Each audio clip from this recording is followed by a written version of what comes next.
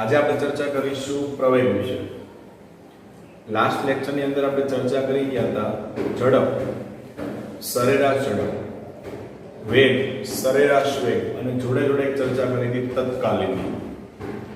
એવું જ કામ અહીંયા વિચારવું છે આપણે પ્રવેગ માટે. પ્રવેગ, સરેરાશ પ્રવેગ અને તત્કાલીન પ્રવેગ, આ ત્રણ બાબતોની આપણે ચર્ચા કરવી છે. જોઈએ ચાલો. પ્રવેગ, સરેરાશ પ્રવેગ અને તત્કાલીન પ્રવેગ, ત્રણ બાબતો પર આપણે ચર્ચા કરીશું. પ્રવેગ એટલે શું? તો ભાઈ પ્રવેગ એટલે એવું કહી શકીએ આપણે વેગમાં થતો ફેરફાર, એનો સમય દર. વેગમાં થતા ફેરફારનો સમય દર એને કહી શકીએ આપણે પ્રવેગ. પ્રવેગની આપણે બેઝિક એક વ્યાખ્યા આપી. વેગમાં થતા ફેરફારનો સમય દર એટલે પ્રવેગ. વેગમાં થતો ફેરફાર, વેગમાં થતો ફેરફાર. ધારી લો કે આપણે એમ કહીએ કે મારી પાસે પ્રારંભિક વેગ છે, પ્રારંભિક વેગ લઈ લો v0, પછી અંતિમ વેગ આપણે બતાવીએ, અંતિમ વેગ છે માનો v. તો t જેટલા સમયની અંદર આપણને કેટલો પ્રવેગ ઉદ્ભવશે, પદાર્થની અંદર કેટલો પ્રવેગ ઉદ્ભવશે એ આપણને જાણવા મળે. તો એને આપણે લખી શકીએ આ રીતે. પ્રવેગને દર્શાવાય a વડે. તો a બરાબર વેગમાં થતો ફેરફાર એટલે v - v0 છેદમાં t. બરાબર છે? v - v0 છેદમાં શું લખી શકાય? t લખી શકાય. હવે આ તો પ્રવેગની વાત થઈ. હવે એના ઉપરથી આપણે જે ચર્ચા કરી એ સરેરાશ પ્રવેગની વાત છે. સરેરાશ તમને ખબર છે કઈ રીતે મેળવવાનું છે. સરેરાશ મેળવવું એટલે વેગમાં થતો કુલ ફેરફાર લઈ શકાય છેદમાં કુલ સમયગાળો લઈ લો એટલે તમને શું મળે? સરેરાશ પ્રવેગ. તો સરેરાશ પ્રવેગ એટલે શું? તો કે વેગમાં થતો કુલ ફેરફાર છેદમાં કુલ સમયગાળો. કુલ સમયગાળો સરેરાશ છે ડેલ્ટા વડે બતાવે. ડેલ્ટા એ વેગમાં થતો ફેરફાર એટલે v - v0 છેદમાં સમયમાં થતો ફેરફાર લે તો t - 0 લેવું પડે એટલે એ તો t જ આવશે. સૂત્ર બંને સેમ જ છે. આની અંદર આપણે ખાલી વેગનો ફેરફાર લઈએ છીએ. સમજો કે પ્રારંભિક પોઈન્ટ છે ત્યાંથી લઈને અંતિમ બિંદુ પર પહોંચ્યા તો એ દરમિયાન કેટલો પ્રવેગ ઉદ્ભવે છે એ માહિતી આના પરથી મળી જાય. પણ વચગાળાની અંદર તમે રૂકતા એટલે ઊભા રહેતા જાઓ છો તો એવી પરિસ્થિતિની અંદર તમારે સરેરાશ પ્રવેગ જોઈએ છે તો તમારે દરેકે દરેક વેગની ગણતરી કરવી પડશે. એટલે કુલ વેગમાં થતો કુલ ફેરફાર લીધો છે આપણે, બરાબર, જેમાં દરેકનો વાત આવી જશે. પ્રવેગ એનો એકમ, વેગમાં થતો ફેરફાર એટલે વેગ જ કહેવાય. વેગનો એકમ મીટર પ્રતિ સેકન્ડ છેદમાં કોણ છે? સમયગાળો. સમયનો એકમ સેકન્ડ. તો પ્રવેગ એનો એકમ શું થઈ જાય દોસ્તો? તો એકમ થશે મીટર પ્રતિ સેકન્ડ સ્ક્વેર. મીટર પ્રતિ સેકન્ડ સ્ક્વેર. પછી કેવી રાશિ? તો કે સદિશ રાશિ. પ્રવેગ કેવી રાશિ? સદિશ રાશિ. તો એની દિશા કોની દિશામાં? તો યાદ રાખજો પ્રવેગની જે દિશા છે, પ્રવેગની દિશા એ વેગની દિશામાં હોય. કોની દિશામાં હોય? વેગની દિશામાં. બરાબર છે? પ્રવેગની દિશા કોની દિશામાં? વેગની દિશા. ચાલો, પ્રવેગની દિશા આપણને ખબર પડી કે વેગની દિશા. પછી વેગ એમ કહી શકે વેગની દિશા કોની દિશામાં? તો સ્થાનાંતરની દિશા. તમારે સૂત્રને જોવાનું છે. સૂત્રમાં કોણ આવે છે? વેગનું સૂત્ર લેશો તો કોણ આવશે? તો કે વેગના સૂત્રમાં આવશે સ્થાનાંતર. તો વેગની દિશા કોની દિશામાં? સ્થાનાંતરની દિશામાં. બીજું છે પ્રવેગ. પ્રવેગની સૂત્રમાં કોણ આવ્યું? વેગ. તો પ્રવેગની દિશા કોની દિશામાં? વેગમાં થતા ફેરફારની દિશા. શબ્દ બરાબર સાંભળજો. અહીંયા ચેન્જ કરી દો છો એટલે તમને ખ્યાલ આવી જાય. પ્રવેગની દિશા એ વેગમાં થતા ફેરફારની દિશા. વેગમાં થતા ફેરફારની દિશા. બરાબર છે? ચાલો, એ આપણને ખ્યાલ આવી ગયો છે.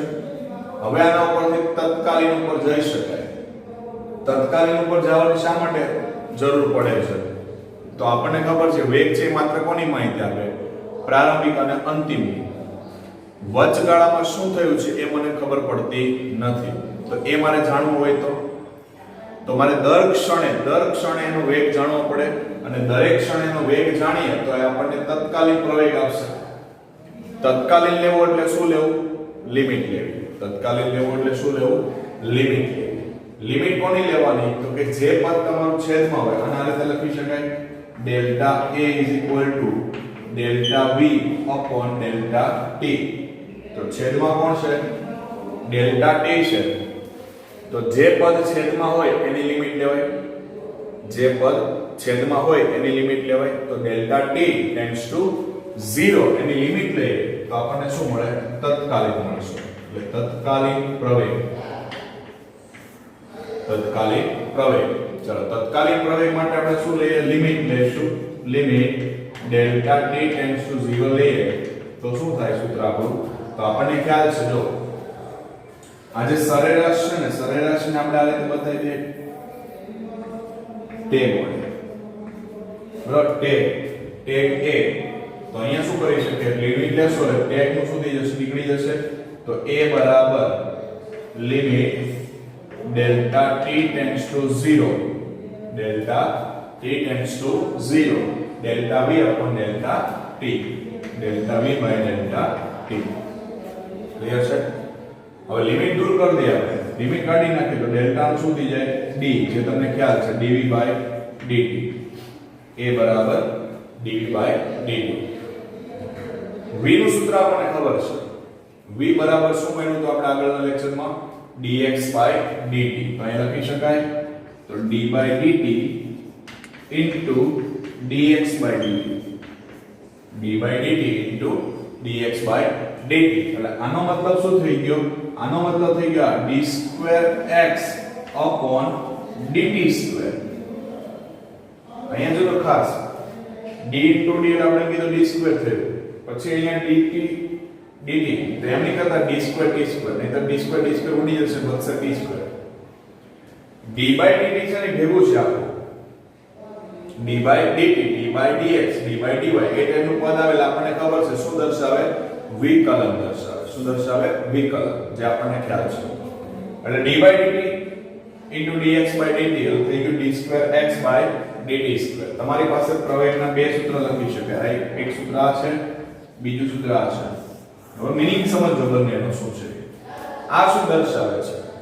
તો આ એવું દર્શાવે છે કે સમયની સાપેક્ષે વેગનું એક વખત વિકલન. સમયની સાપેક્ષે વેગનું એક વખત વિકલન કરો એટલે શું મળે? પ્રવેગ મળે. ક્લિયર છે? અહીંયા સમયની સાપેક્ષે અંતરનું તો સ્થાનાંતરનું બે વખત વિકલન કરો. કેટલી વાર? બે વખત. સ્ક્વેર છે એટલે બે વખત વિકલન કરો તો શું મળે? પ્રવેગ મળે.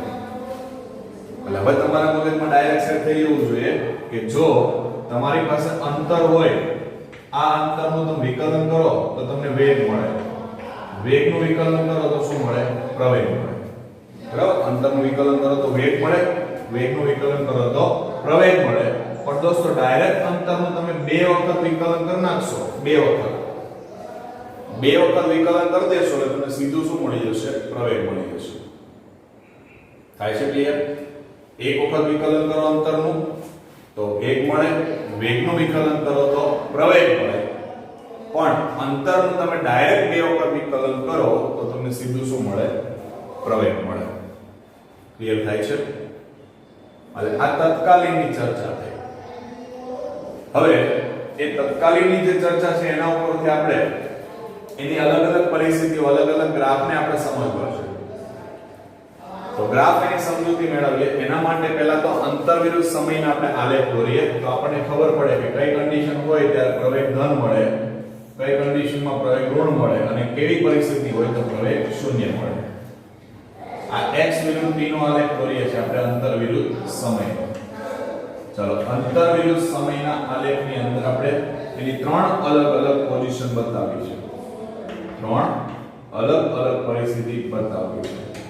એક કન્ડિશન આ ટાઈપની છે, બીજી કન્ડિશન આ ટાઈપની છે,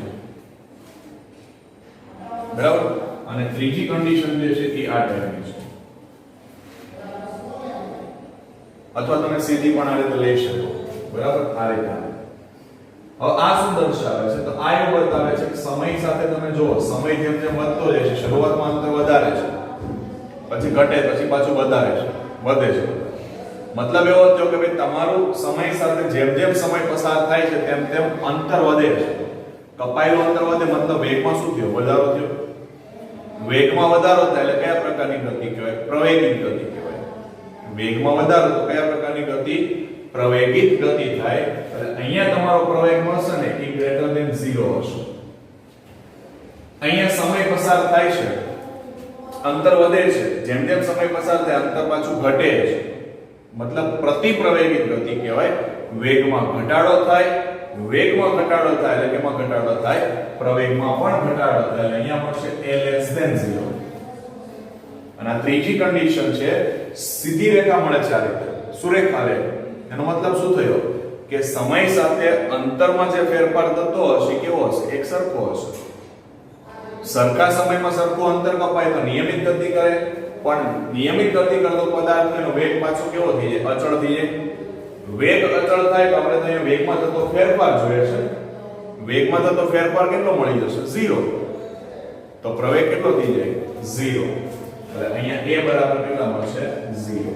આ ત્રણ પોઝિશન છે આપણે. એટલે તમારે એવું યાદ રાખવાનું કે જો આલેખ ઉપર તરફ જતો હોય તો પ્રવેગ ધન મળે, આલેખ નીચે તરફ આવતો હોય તો પ્રવેગ ઋણ મળે, પણ આલેખ સીધી રેખા હોય તો પ્રવેગ કેવો મળે? 0 મળે. આ અંતર વિરુદ્ધ સમયના ત્રણ આલેખ. હવે એક ટાઈપની કન્ડિશન આપણે વેગ વિરુદ્ધ સમય માટે લઈ શકીએ. વેગ વિરુદ્ધ સમયના જો આલેખ દોરીને બતાવીએ આપણે, ચલો એક કન્ડિશન આ છે જેમની અંદર હું તમને એમ કહી શકું, માનો કે ભાઈ પદાર્થ છે એના માટે આલેખ આ રીતનો મળે છે. બીજો આલેખ આપણને આ રીતે મળે છે.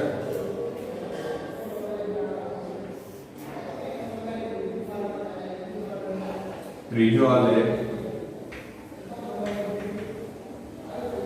એક આ ટાઈપનો મળે છે. ચોથો આલેખ પછી ઉપર દર્શાવે. આપણે પહેલા ત્રણ આલેખને સમજો. તો આ ત્રણ આલેખની અંદર એવું કહી શકાય, પહેલો આલેખ શું દર્શાવે છે? આલેખનો ઢાળ કઈ તરફ જાય છે? ઉપર તરફ. આલેખનો ઢાળ ક્યાં જાય છે? ઉપર તરફ. મતલબ તમારો ઢાળ જે છે વધતો જાય છે. ઢાળ વધે છે તો કઈ દિશામાં વધે છે? ધન દિશામાં. કારણ કે તમે આલેખ દોરો એટલે આ રીતનો હોય યામાક્ષ પદ્ધતિ પ્રમાણે. તો આ કયું ચરણ કહેવાય? પહેલું ચરણ કહેવાય. એમાં ધન વેલ્યુ મળે એટલે તમારા પ્રવેગમાં શું થશે? વધારો થશે. પ્રવેગમાં શું થાય? વધારો થાય અને પ્રવેગ ધન મળશે. પ્રવેગ કેવો મળશે? ધન મળશે. અને ધન દિશામાં ગતિ કરતો એવું કહી શકાય. અહીંયા આલેખ નીચે તરફ જાય છે, ઢાળ ઘટે છે. ઢાળ ઘટે છે મતલબ શું થયું? પ્રવેગમાં ઘટાડો થશે પણ ધન દિશામાં, કારણ કે તમારો આલેખ પહેલા ચરણમાં છે. અને અહીંયા પ્રવેગમાં શું થયો? વધારો. પ્રવેગમાં વધારો અને એ પણ કઈ દિશામાં? ધન દિશામાં. અહીંયા પ્રવેગમાં શું થયો? ઘટાડો. કઈ દિશામાં? ધન દિશામાં. ચાલો અહીંયા તો અહીંયા પ્રવેગમાં શું થાય? ઢાળ નીચે તરફ જાય એટલે ઘટાડો થાય, પણ કઈ દિશામાં? આલેખ ક્યાં છે? નીચેના ચરણમાં છે, ચોથા ચરણમાં. એટલે ઋણ દિશા કહેવાય. એટલે પ્રવેગમાં ઘટાડો કેવી દિશામાં? ઋણ દિશામાં. ઋણ દિશામાં. અને દોસ્તો એક છેલ્લી પરિસ્થિતિને હું અહીંયા બતાવી દઉં છું.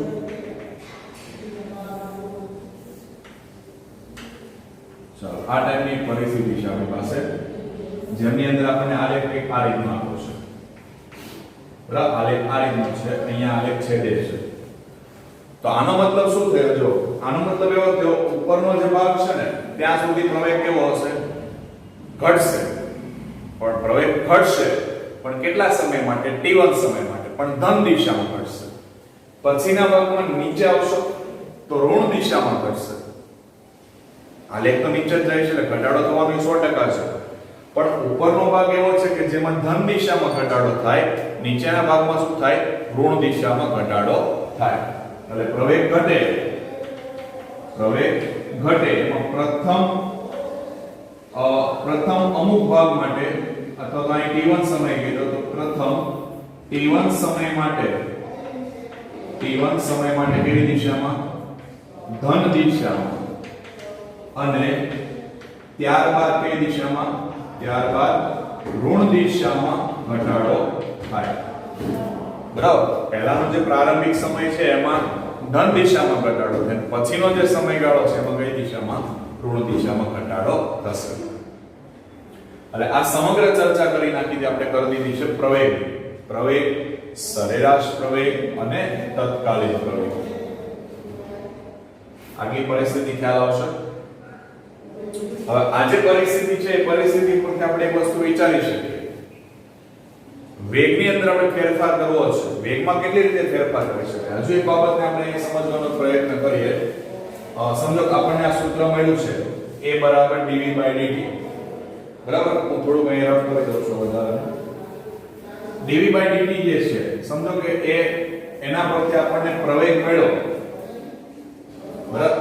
dv/dt એના પરથી શું મળ્યું? પ્રવેગ મળ્યો. પણ આનો જે ગુણોત્તર આવે, જો એ ગુણોત્તર > 0 હોય, એટલે કે ધન હોય, તો તમારો પ્રવેગ પણ છે એ પણ કેવો હશે? > 0, એટલે કે ધન હશે. dv/dt એ ઋણ હોય, < 0 હોય, તેનો મતલબ શું થઈ ગયો? પ્રવેગ પણ કેવો હશે? < 0 હશે. એટલે પ્રવેગમાં શું થશે? ઘટાડો થશે. એટલે આલેખનો ઢાળ ધન તો તમારો પ્રવેગ ધન, આલેખનો ઢાળ ઋણ તો પ્રવેગ પણ કેવો? ઋણ. ક્લિયર થાય છે? એટલે વેગ વિરુદ્ધ સમયના આલેખનો જો ઢાળ મેળવીએ આપણે તો એ આપણને શું આપે? પ્રવેગ આપે. ખાસ મગજમાં બેસાડી દેજો. હવે વેગની અંદર આપણે કેટલી રીતે ફેરફાર કરી શકીએ?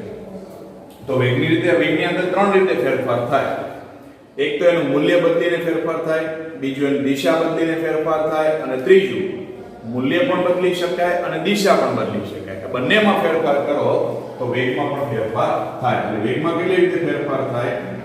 તો વેગમાં એક તો મૂલ્ય બદલીને, બરાબર, મૂલ્ય બદલીને, બીજું દિશા બદલીને, અને ત્રીજું મૂલ્ય અને દિશા એમ બંને બદલીને શું કરી શકાય? ફેરફાર કરી શકાય. ક્લિયર થાય છે? એટલે આપણી પ્રવેગનું કામ તો પૂરું થઈ ગયું છે. પ્રવેગની અંદર તમે અહીંયા સુધી લખશો એટલે તમારું કામકાજ પૂરું થઈ જશે. આ તો નેક્સ્ટ પોઝિશન છે. આપણે વેગની અંદર શું કઈ રીતે ફેરફાર કરવું? કારણ કે આપણને ખબર છે વેગમાં ફેરફાર થશે એટલે દોસ્તો કેમાં ફેરફાર આવે? પ્રવેગ. વેગમાં ફેરફાર, રિલેશનમાં ફેરફાર, પ્રવેગમાં ફેરફાર. એટલે અહીંયા આપણે કીધું કે > 0 મળે મતલબ શું થયો? પ્રવેગ ધન. એનો મતલબ શું થયો? પ્રવેગિત ગતિ. વેગમાં સતત શું થતો હોય? વધારો થતો હોય. < 0 ઘટાડો થાય, પ્રતિપ્રવેગિત ગતિ કહેવાય. પ્રવેગ તમને કેવો મળશે? ઋણ મળશે. ખ્યાલ આવે છે? અને હજુ એક બાબત વિચારી શકાય મુક્ત પતન માટે. ગેલેલિયો નામનો એક વૈજ્ઞાનિક છે. આ વૈજ્ઞાનિક એને થોડાક તારણો મેળવ્યા છે. એમાંનું એક તારણ એવું કીધું કે ભાઈ મુક્ત પતન કરતો પદાર્થ, મુક્ત પતનને આપણે સમજૂતી મેળવી હમણાં, પણ મુક્ત પતન કરતો પદાર્થ મતલબ શું? સમજો કે આ ચોક છે, આને હું કોઈ પણ પ્રકારનું બળ આપ્યા વગર અહીંથી માત્ર છોડી દઉં, ચોક ક્યાં જશે? નીચે. તો મુક્ત પતન પામતો જે પદાર્થ છે એ પદાર્થ એનો જે પ્રવેગ છે એટલે કે એના વેગના ફેરફારનો દર, વેગના ફેરફારનો સમય દર એ અચળ રહેશે. એટલે કે એનો પ્રવેગ કેવો રહેશે? અચળ. તો એનો મતલબ એવો કે સમય સાથેનો વેગ કેવો રહેશે? અચળ રહેશે. પણ અંતર સાથે એનો વેગ જે છે એ અચળ રહેતો નથી. એટલે અંતર સાથે વેગનો જે ફેરફારનો દર મળે એ જેમ જેમ અંતર વધતું જશે ને તેમ તેમ ઘટતો જશે દર. મતલબ શું થયો કે તમે ચોકને અહીંથી ફેંકો છે તેનો વેગ સમય સાથે કેવો રહેશે? અચળ.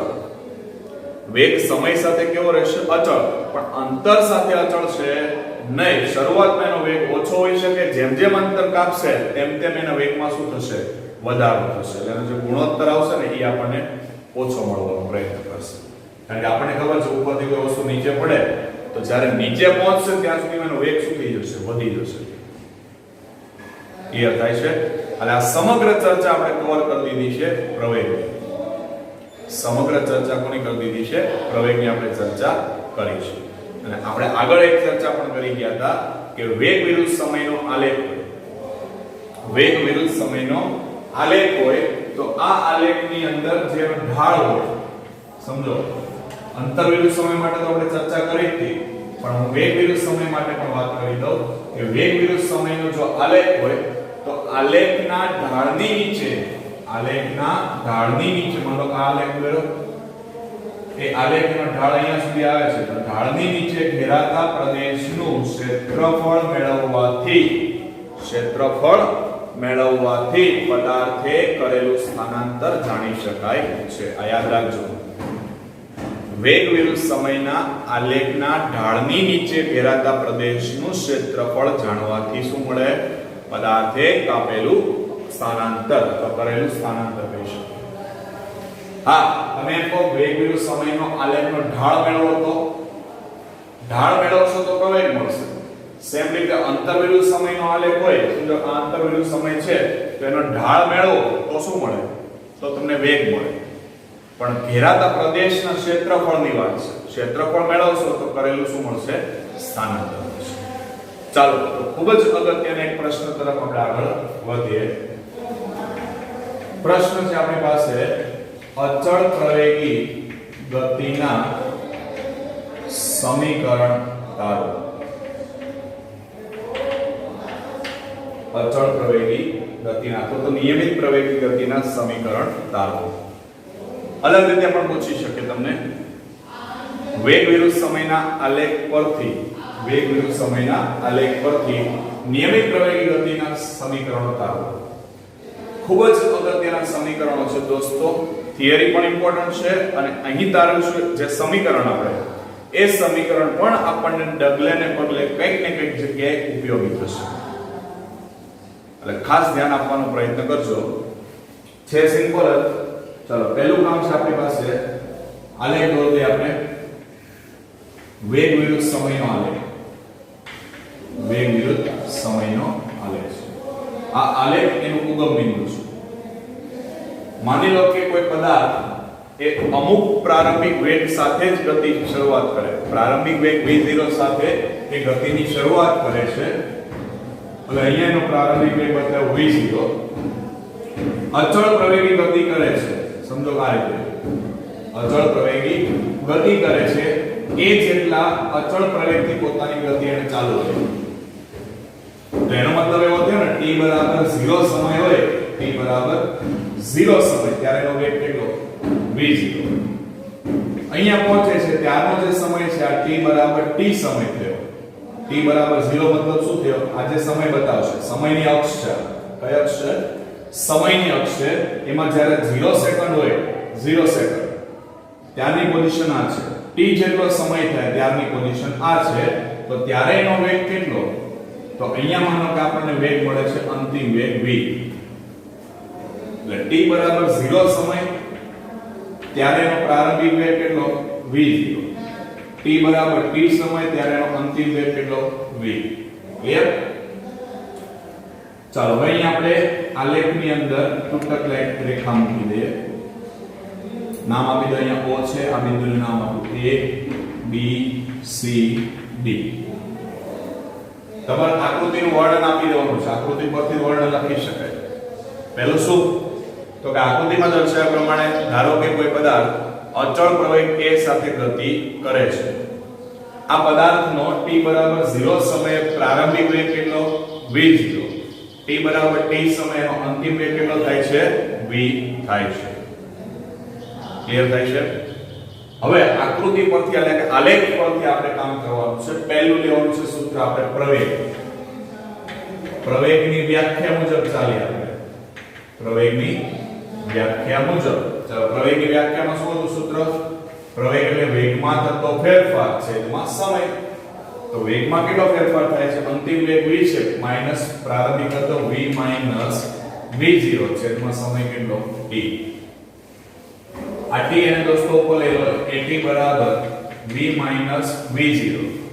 v0 નું આ બાજુ લઈ લો તો v બરાબર લખી શકાય v બરાબર v v0 પ્લસ at અહીંથી મેં આ બાજુ લીધા એટલે પ્લસ થઈ જશે પછી સમીકરણને આખું ચેન્જ કરી દીધું એટલે આ મને મળી ગયું પહેલું સમીકરણ નંબર 1 v બરાબર v0 પ્લસ at ચલો બીજું સમીકરણ જોઈએ છે તો બીજું સમીકરણ મેળવવા માટે આ આલેખનો ઢાળ કહેવાય આ ઢાળ એની નીચે ઘેરાતો પ્રદેશ એનું શું મેળવવાનું ક્ષેત્રફળ આ આટલો ભાગ ગણી શકે તમે જોઈ શકો હું બે ભાગમાં દર્શાવું છું આ જે લાઈન ડ્રો કરું છું એક ત્રિકોણ દેખાય છે અને બીજો જે ભાગ અહીંયા દેખાય છે આપણને આ નીચેનો ભાગ એ શું છે લંબચોરસ ટોટલ કેટલો ભાગ કવર થાય બધાનું જ આપણે કામ કરવાનું છે એટલે મેં વચ્ચે તૂટક લાઈન મૂકી છે એટલે આલેખની નીચે ઘેરાતા પ્રદેશનું જો ક્ષેત્રફળ મેળવીએ તો પદાર્થે કરેલું શું મળે સ્થાનાંતર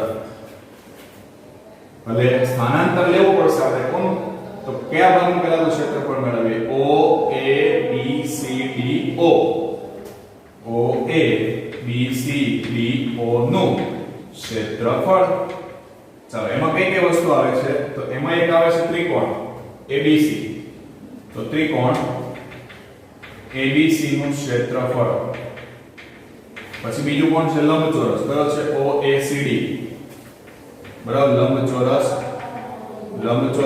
OACD નું ક્ષેત્રફળ ચલો ત્રિકોણના ક્ષેત્રફળનું સૂત્ર આપણને ખબર છે દોસ્તો ત્રિકોણનું ક્ષેત્રફળ 1/2 પાયો ગુણ્યા વેધ શું 1/2 પાયો ગુણ્યા વેધ અને લંબચોરસનું શું લંબાઈ ગુણ્યા પહોળાઈ ઓકે ચાલો એ લઈ લે ત્રિકોણનું ક્ષેત્રફળ એ 1/2 પાયો કેટલો કહેવાય AC વેધ કેટલો કહેવાય BC તો AC ગુણ્યા BC લંબચોરસમાં લંબાઈ OD પહોળાઈ CD અથવા ઉપરની બાજુ પણ લઈ શકે કારણ કે લંબચોરસની સામસામેની બાજુ તો સરખી જ થાય ચાલો કિંમત લઈએ આ શું આપશે આપણને ક્ષેત્રફળ સ્થાનાંતર આપશે એટલે x બતાવી દઉં છું x બરાબર 1/2 પાયો એટલે AC ની વેલ્યુ જોઈતી હોય તો નીચે આવો આડી વેલ્યુ જોઈતી હોય તો ક્યાં આવો નીચે ઊભી વેલ્યુ જોઈતી હોય તો ક્યાં આવો સાઈડમાં ક્લિયર થાય છે આડી વેલ્યુ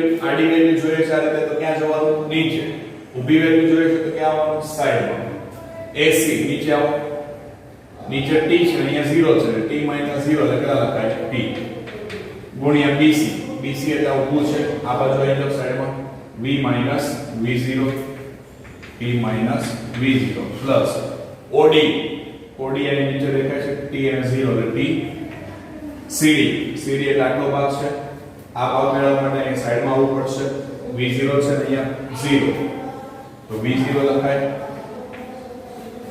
ચાલો 1/2 t v v0 v નું સૂત્ર છે મારી પાસે આ કિંમત અહીંયા મૂકી દો v ની જગ્યાએ તો v0 plus at minus v0 plus v0t ક્યાંથી આવ્યું છે ભાઈ સમીકરણ 1 પરથી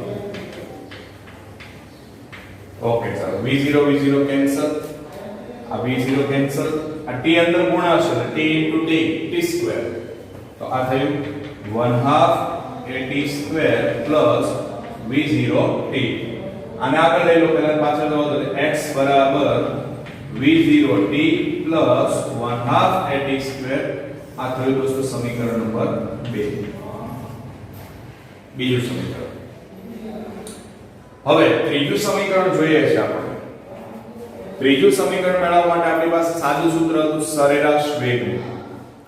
સરેરાશ વેગ બરાબર સ્થાનાંતરના છેદમાં સમય હતો કરેલું કુલ સ્થાનાંતર છેદમાં શું હતું કુલ સમયગાળો એના સૂત્રમાંથી આપણે સ્થાનાંતરને કરતા બનાવીએ તો લખાય ને સ્થાનાંતર બરાબર સરેરાશ વેગ ગુણ્યા સમય હવે જો સરેરાશ વેગ આપણી પાસે કેટલા વેગ છે બે v અને v0 તો આનું સરેરાશ કાઢો મતલબ શું થયું બે નો સરવાળો ભાગ્યા 2 તો એ લખાય v plus v0 divided by 2 into time એટલે સમય એટલે t સ્થાનાંતર એટલે શું લખાય x તો x બરાબર v plus v0 by 2 into t ની કિંમત તમારે અહીંથી લઈ લેવાની છે આમાંથી t ને કરતા બનાવો તો t માટે ઉપર આવશે a ક્યાં જશે નીચે તો અહીંયા શું લખાશે v v માઈનસ v0 છેદમાં a, કારણ બતાવી દઉં છું અહીંયા a બરાબર v minus v0 by t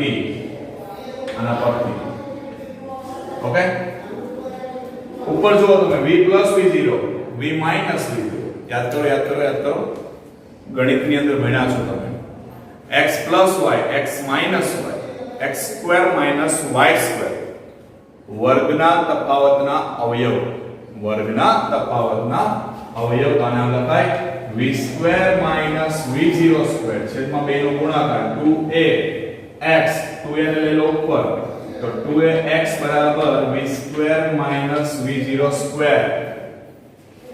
પદને ઉલટાઈ નાખીએ v square minus v0 square બરાબર 2ax. સમીકરણ નંબર 3. તો સમીકરણ 1 2 અને 3 એ અચળ પ્રવેગની ગતિના સમીકરણ દર્શાવે છે. 1 2 અને 3 અચળ પ્રવેગની ગતિના સમીકરણ દર્શાવે છે. બહુ સિમ્પલ છે દોસ્તો. પહેલું પ્રવેગ એની વ્યાખ્યા મુજબ ચાલો સૂત્ર લઈ લો, એમાંથી t ઉપર જવા દઈ દો, v માઈનસ v0 છે આ બાજુ લઈ લેશો એટલે સમીકરણ મળી ગયું v બરાબર v0 પ્લસ at. પછી આલેખ એની નીચે ઘેરાતો પ્રદેશ એનું ક્ષેત્રફળ મેળવો એટલે શું મળે? કરેલું સ્થાનાંતર મળી જશે. ક્ષેત્રફળમાં એક ત્રિકોણ છે અને એક કોણ છે લંબચોરસ છે, એનું ક્ષેત્રફળ કાઉન્ટ કરી લીધું એટલે આપણને બીજું સૂત્ર મળ્યું. ત્રીજું સરેરાશ વેગનું સૂત્ર છે, એમાંથી સ્થાનાંતરને કરતા બનાવ્યો તો સરેરાશ વેગ ગુણ્યા સમય થાય. સરેરાશ બે વેગની સરેરાશ મતલબ શું કહેવાય? v v0 2. સમયને અહીંથી લઈ લીધો છે, વર્ગના તફાવતના અવયવ થઈ ગયા છે, બરાબર. સાદુરૂપ આપી દો, બીજું સમીકરણ મળી જશે. વારંવાર થિયરીને જોવાનો પ્રયત્ન કરજો અને સમીકરણ તમારે કમ્પલસરી યાદ રાખવાના જ છે, તૈયારી કરવાની છે આ થિયરી. કારણ કે આગળ પણ નેક્સ્ટ ચેપ્ટર ની અંદર પણ સેમ થિયરી આવશે પાછું, પણ ત્યાં આવશે સદિશ સ્વરૂપે. અહીંયા આપણે જે ચર્ચા કરી છે એ અદિશની ચર્ચા છે, ત્યાં આપણે વાત આવશે સદિશની વાત આવશે. ક્લિયર થાય છે? ચાલો, હવે આ જ પરિસ્થિતિ છે. અહીંયા આપણો ક્વેશ્ચન પૂરો થાય, પણ કદાચ આપણને એમ કે ભાઈ nમી સેકન્ડમાં પદાર્થ કાપેલું અંતર જોઈએ છે. કેટલામી સેકન્ડમાં? nમી સેકન્ડમાં. તો આપણે આ સૂત્રનો ઉપયોગ જોઈએ છે nમી સેકન્ડમાં કાપેલું અંતર. MCQ માટે સૂત્ર આપણે જે તારવીશું એ ખૂબ અગત્યનું છે. nમી સેકન્ડમાં સૂત્ર જોઈએ છે, nમી સેકન્ડમાં. એટલે એનો મતલબ શું થયો? એક લેવું પડશે આપણે n સેકન્ડે કાપેલું, એક લેવું પડશે n - 1 સેકન્ડ. એક લેશું n સેકન્ડે કાપેલું, એક શું લઈએ? n - 1 સેકન્ડ ધ્યાનમાં લઈએ તો આ રીતે લખી શકાય nમી સેકન્ડમાં કાપેલું અંતર ઇક્વલ ટુ n સેકન્ડે કાપેલું અંતર માઈનસ n - 1 સેકન્ડમાં કાપેલું અંતર. ચલો, આપણી પાસે સૂત્ર હતું કયું? x બરાબર v0t પ્લસ 1/2 at². જ્યાં જ્યાં આપણને t દેખાય છે ત્યાં આપણે પહેલા n મૂકશું, પછી આપણે n - 1 મૂકીએ તો આપણું સૂત્ર આવું થાય v0n plus 1/2 an² minus v0n - 1 plus 1/2 an - 1 એનો સ્ક્વેર થાય. ચલો સાદુરૂપ આપતા જાઓ. v0n પ્લસ 1/2 an² માઈનસ આ બેનો ગુણાકાર કરીએ, કૌંસની અંદર જ રાખીએ તો v0n માઈનસ અહીંયા ગુણાશે એટલે v0 બરાબર પ્લસ 1/2 a આનું સૂત્ર આપો n² માઈનસ 2n પ્લસ 1. ચલો આપીએ સાદુરૂપ. v0n પ્લસ 1/2 an² આ માઈનસ અંદર ગુણતા જઈએ તો માઈનસ v0n પ્લસ v0 આ 1/2 અંદર ગુણાશે અને જોડે જોડે માઈનસ પણ મળશે એટલે માઈનસ 1/2 an². આ માઈનસ અહીંયા ગુણાશે, માઈનસ માઈનસ પ્લસ 1/2 અંદર ગુણાશે એટલે 2 2 કેન્સલ એટલે an એ એન પાછું માઈનસ અહીંયા ગુણાશે 1/2 અંદર ગુણાશે માઈનસ 1/2 એ. ચલો સર કોઈ ઉડતું હોય તો ઉડાડી દઈએ. આ કેન્સલ થઈ જશે, અહીંયા 1/2 a કેન્સલ થઈ જશે, તો બચે છે કેટલા આપણી પાસે v0. પહેલામાંથી બચશે પ્લસ an માઈનસ 1/2 a. બરાબર છે. ચાલો v0 પ્લસ આ બેમાંથી કોમન નીકળે a કૌંસમાં આવશે n માઈનસ 1/2. ચાલો આ થયું આપણી પાસે nમી સેકન્ડમાં કાપેલું અંતર. હજુ આને થોડુંક ચેન્જ કરીએ તો આ રીતે લખી શકાય xn બરાબર v0 પ્લસ આનો લસા લઈ લો તો a કૌંસમાં 2n માઈનસ 1/2 થાય, એટલે સૂત્ર થઈ ગયું મારું પાસે v0 પ્લસ a/2 કૌંસમાં 2n માઈનસ 1 xn બરાબર. ક્લિયર છે? એટલે આ n સેકન્ડે પદાર્થે કાપેલું અંતર થઈ ગયું. નેક્સ્ટ વાત કરીએ આપણે તો મુક્ત પતન કરતો પદાર્થની વાત કરીએ. મુક્ત પતન કરતા પદાર્થની ગતિના સમીકરણ. મુક્ત પતન પામતા પદાર્થની ગતિના સમીકરણ તારવો. તો પહેલા તો મુક્ત પતન એટલે શું? પહેલી ચર્ચા આ થાય. મુક્ત પતન મેં તમને આગળ વાત કરી હમણાં કે જો કોઈ પણ પદાર્થને કોઈ પણ પ્રકારનું બાહ્ય બળ આપ્યા વગર છોડી દેવામાં આવે, જો કોઈ પદાર્થને કોઈ પણ પ્રકારનું બાહ્ય બળ આપ્યા વગર શું કરી દેવામાં આવે? છોડી દેવામાં આવે તો તે પદાર્થ મુક્ત પતન કરે છે તેમ કહેવાય. એટલે વ્યાખ્યા ખાસ યાદ રાખવાની છે કે કોઈ પદાર્થને કોઈ પણ પ્રકારનું બાહ્ય બળ આપ્યા સિવાય છોડી દેવામાં આવે તો તે પદાર્થ મુક્ત પતન કરે છે. મુક્ત પતન કરે છે તેમ કહેવાય. બીજું યાદ રાખજો દોસ્તો, મુક્ત પતન કરતો પદાર્થ એનો પ્રારંભિક વેગ એ હંમેશા શૂન્ય હોય. મુક્ત પતન કરતા પદાર્થનો પ્રારંભિક વેગ કેટલો હોય? શૂન્ય હોય. મુક્ત પતન પામતા પદાર્થનો પ્રારંભિક વેગ કેટલો હોય? શૂન્ય હોય, 0. કારણ તમે કોઈ પણ પદાર્થને આ રીતે મુક્ત પતન કરાવવાનો પ્રયત્ન કરો છો પણ તમે એને શું કરી રાખ્યું છે? પકડી રાખ્યું છે, મતલબ એ સ્થિર છે, તો પ્રારંભિક વેગ કેટલો થાય? 0. ક્લિયર છે? બીજું, અહીં આપણે અચળ પ્રવેગી ગતિના જે સમીકરણ તારવા છે એમાં થોડુંક આપણે ચેન્જ કરવું પડશે. ચેન્જ કરશું એટલે આપણને મુક્ત પતન પામતા પદાર્થની ગતિના સમીકરણ તૈયાર થઈ જશે. કઈ રીતે એ આપણે જોઈ લઈએ. તો અહીંયા કઈ કઈ બાબતોને ચેન્જ કરવાની થાય? એક તો પહેલી બાબત અહીંયા ઊંચાઈની વાત આવશે આ રીતે, એટલે x ને આપણે રિપ્લેસ કરવું પડશે h વડે અથવા y વડે. બરાબર. પછી પ્રવેગ છે એને આપણે કેના વડે ચેન્જ કરીએ? g વડે. અને પ્રારંભિક વેગ કેટલો લેવાનો છે તમારે? હંમેશા 0. ચાલો, તમારી પાસે અચળ પ્રવેગી ગતિના સમીકરણ છે. એમાં પહેલું સમીકરણ v બરાબર v0 પ્લસ at. બરાબર. બીજું સમીકરણ છે તમારી પાસે x બરાબર v0t પ્લસ 1/2 at². અને ત્રીજું સમીકરણ છે v² માઇનસ v0² બરાબર 2ax. આટલી વેલ્યુ આમાં રિપ્લેસ કરી દો તો v તો એઝ ઇટ ઇઝ રહેશે, v0 બરાબર 0, a બરાબર gt, તો સૂત્ર થયું v બરાબર gt. અહીંયા રિપ્લેસ કરીએ x ની જગ્યાએ h, v0 0 પ્લસ 1/2 a બરાબર શું આવે? gt, તો h બરાબર 1/2 gt². પછી અહીંયા v² એઝ ઇટ ઇઝ, આ 0, a બરાબર g, x બરાબર h, એટલે v² બરાબર 2gh. આ ત્રણ સમીકરણ મળે આપણને મુક્ત પતન કરતા પદાર્થની ગતિના સમીકરણો. આમની અંદર આપણે ગુરુત્વ પ્રવેગનો ઉપયોગ કર્યો છે g નો. હવે આજે g નો આપણે ઉપયોગ કર્યો છે, પદાર્થને તમે અહીંથી છોડો છો, નીચે તરફ જાય છે, ઋણ y અક્ષ તરફ જાય છે, ઋણ y અક્ષ તરફ જાય એટલે આપણો g કેવો આવશે? ઋણ આવશે. તમે ઉપર તરફ ફેંકો છો તો ગુરુત્વાકર્ષણની વિરુદ્ધ દિશામાં જાય છે એટલે પણ g કેવો આવશે? માઇનસ આવશે. પણ અત્યારે આપણે એનો ઉપયોગ કર્યો નથી. જરૂર પડશે આપણે જેવી જરૂરિયાત પડશે એ ટાઈપે આપણે એનો ઉપયોગ કરીશું. ક્લિયર થાય છે? ચાલો, એક પરિસ્થિતિ થઈ ગઈ.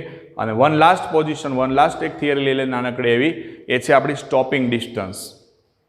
સ્ટોપિંગ ડિસ્ટન્સ કોને કહેવાય એના વિશે આપણે સામાન્ય એક ચર્ચા કરી દઈએ.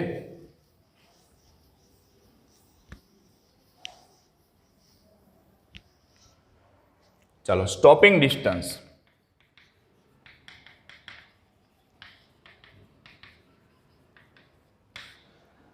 સ્ટોપિંગ ડિસ્ટન્સ એટલે શું? તમને ખબર હશે, તમે રસ્તા ઉપર બમ્પ જોયા હશે. આ જે બમ્પ છે ને એ બધાની હાઇટ કેવી હોય? અલગ અલગ હોય. કોઈ જગ્યાએ આમ લાંબો બમ્પ હોય, કોઈ જગ્યાએ ઊંચો બમ્પ હોય, કોઈ જગ્યાએ નાનકડો એવો બમ્પ હશે. પરિસ્થિતિ પ્રમાણે, સંજોગો પ્રમાણે અલગ અલગ સાઇઝના બમ્પ રાખવામાં આવતા હોય છે. Speed breaker.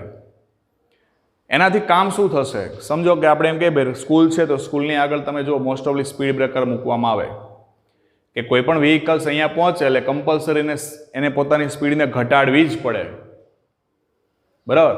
બહુ વધારે પડતી ઘટાડવાની જરૂરિયાત હોય તો બમ્પની હાઇટ ઊંચી રાખવામાં આવતી હોય, જેથી કરીને કમ્પલસરી ઘટાડે. ન ઘટાડે તો શું થાય? તો એ ફેંકાઈ જાય. બરાબર છે?